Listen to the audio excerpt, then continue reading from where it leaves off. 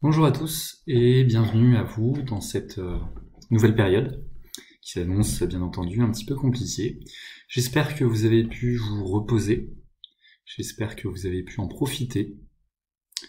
J'espère vraiment que cette période elle vous a fait du bien. Alors même si c'était compliqué, même si c'était en confinement, j'espère que vous revenez dans les meilleures conditions possibles. Donc aujourd'hui, je vais vous présenter très rapidement les modalités, il n'y a rien qui change par rapport à avant, donc vous aurez toujours 3 devoirs par semaine. Vous aurez toujours une vidéo, ou en tout cas des présentations régulières, et puis éventuellement une visio, de manière plus ou moins fréquente. En plus de ça, je serai bien entendu disponible sur les horaires de cours habituels, donc par chat, par téléphone, etc. Donc ça, il n'y a rien qui change. Alors, ce dont je voulais vous parler vraiment aujourd'hui, ça va être du chapitre en cours. Donc, on avait démarré le chapitre 9 juste avant les vacances, donc sur la capacité et l'incapacité, et on va reprendre tout de suite ce chapitre.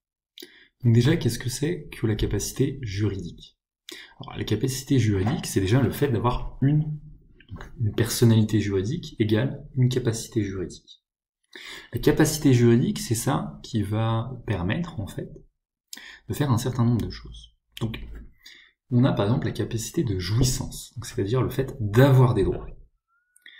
Dans certains cas, on peut perdre cette capacité. On a eu par exemple récemment le cas des époux Balkany. Les époux Balkany ont fait des abus de biens sociaux, des fraudes fiscales, donc on leur a retiré la capacité d'éligibilité, c'est-à-dire le fait de pouvoir être élu à un poste de maire ou n'importe quel autre poste sur des élections en France. Donc ils ont perdu cette capacité de jouissance. On a également la capacité d'exercice, donc c'est le fait là d'exercer les droits. On peut avoir une capacité de jouissance, donc le fait d'avoir certains droits, mais ne pas pouvoir les exercer pleinement. Donc imaginons que vous héritez de cette magnifique demeure auprès d'un lac. Aujourd'hui, vous êtes encore mineur, donc vous ne pouvez pas pleinement percevoir les droits, et donc vous ne pouvez pas, en fait, aujourd'hui, avoir une capacité d'exercice, donc c'est-à-dire prendre un certain nombre de décisions vis-à-vis de cet héritage. On a donc deux types de personnalités. On en a déjà parlé, vous l'avez déjà vu notamment en cours d'économie ou en cours de management. Donc on a la personnalité physique. La personnalité physique, c'est vous et moi, et ce droit, cette personnalité, elle se crée dès la naissance. Ensuite, vous avez ce qu'on appelle les personnes morales. Donc une personne morale, donc là on a le cas de Greenpeace par exemple, donc c'est une association, une entreprise, une administration publique, qui a le droit de faire un certain nombre d'actes juridiques. Et donc, pour créer une personne morale, il faut faire ce qu'on appelle une immatriculation, donc aller déposer en fait un statut auprès de la Chambre du commerce et de l'industrie. Maintenant, dans certains cas, on peut être victime d'une incapacité juridique.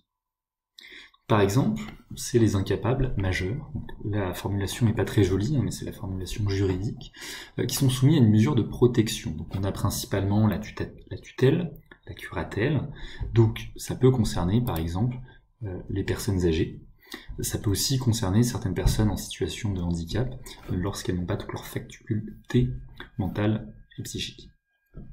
On a également les mineurs, donc les mineurs pas comme sur la photo, les mineurs, donc c'est-à-dire vous, toute personne âgée de moins de 18 ans, ils n'ont pas été émancipés. L'émancipation, à partir de 16 ans, va donner en fait les pleins droits d'un majeur. Mais donc pour tous les mineurs qui n'ont pas été émancipés, il y a donc un certain nombre de droits qui ne sont pas tout à fait les mêmes que pour une personne majeure.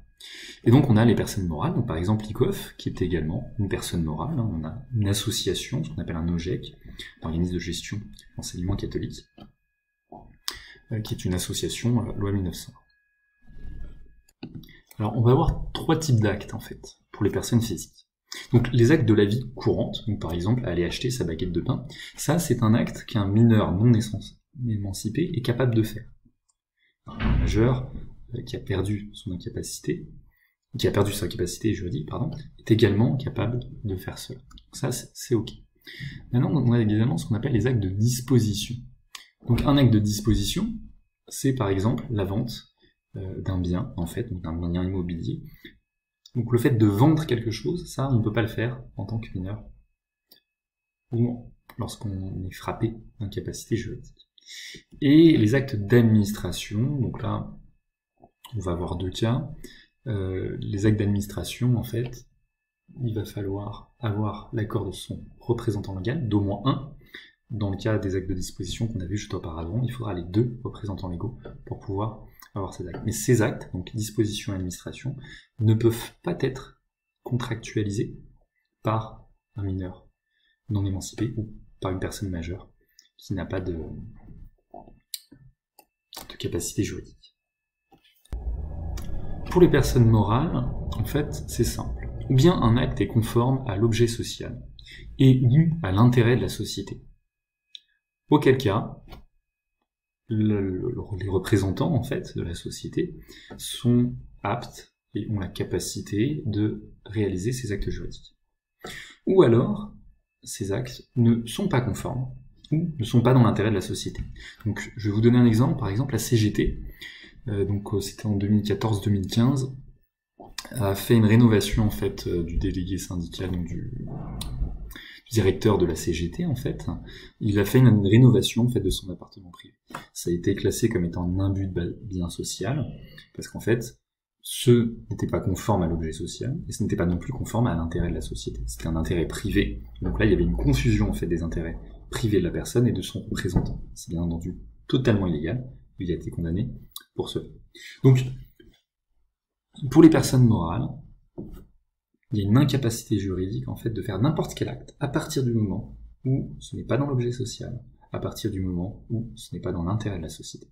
Voilà, c'est tout pour ce chapitre. J'espère que ça vous aura aidé à mieux comprendre ce chapitre. Donc là, on a traité à la fois ce qui a déjà été vu, bien sûr, avant les vacances, et également ce que vous allez voir dans les prochains jours. Merci beaucoup et bonne journée et bonne rentrée à vous.